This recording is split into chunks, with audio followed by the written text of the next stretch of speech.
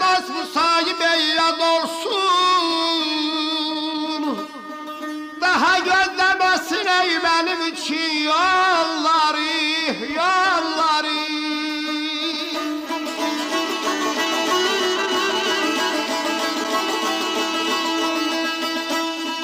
O belə qohumu qardaşı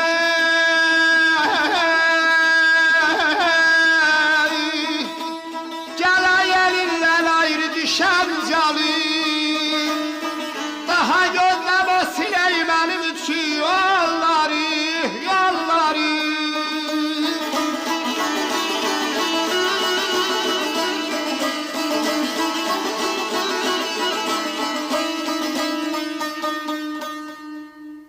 Gözündən qatarlanıb gedən durnalar, durnalar görün bizim elləri. Qohum qardaş dost müsahib yad olsun, daha gözləməsin mənim üçün yolları. Çünki Kərəm onu fikir elədi ki, bəli, mümkündür Paşa Əsli xanı zor, xoş bu Qara Məlikdən alıb verəcək Kərəmə, amma Qara Məlik də hiləgərdir, hiləsini işlədib bunu şayət ölümə zada verir. Odur ki, deyir, qohum qardaş dost müsahib yad olsun, daha gözləməsin mənim üçün yolları. Amma Kərəm onu deyənə qədər gördülər ki, bəli, Durnanın qabağı Ərzulum dağını atladı. Paşa cəhənnəm kimi zəbana çəkirməz. Olan deyirdim mən, Durnaya deyərəm tez salar. Bəs hanı? Aldı görək dubara.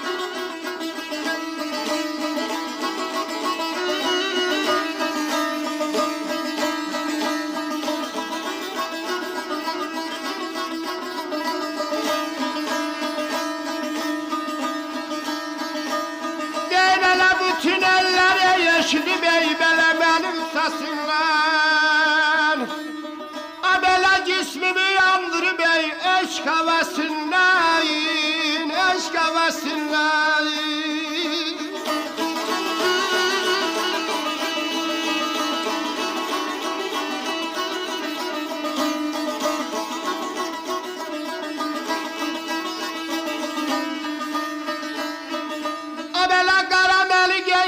Şehmir ey beləddini bəsinlər, cismimi yandırıb ey eşq həvəsindən, eşq həvəsindən.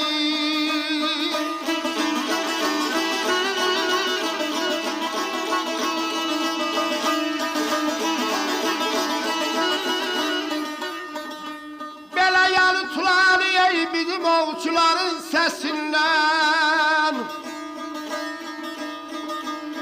Göllerim ey belə boş qaldı göllər, boş qaldı çöllər.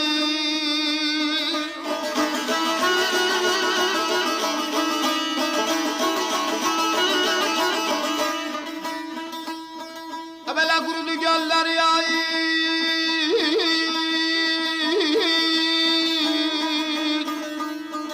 gələ yelinlə ayrı düşən calim.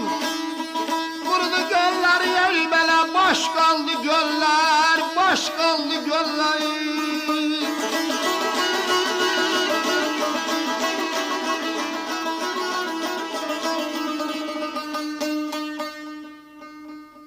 Qara Məlik əl çəkmir dini bəsindən, cismimi yandırıb eşq həvəsindən.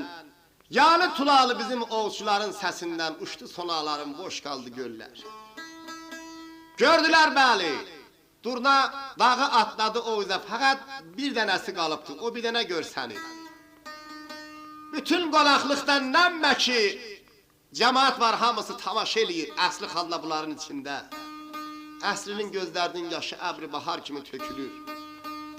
Əl götürüb yuxarı Allaha dua eləyir ki, kaş bu durnalar qeydə idilər. Gördülər yox, Turnadan yenə soraq olmadı. Amma Kərəm görək dubara nə deyəcək.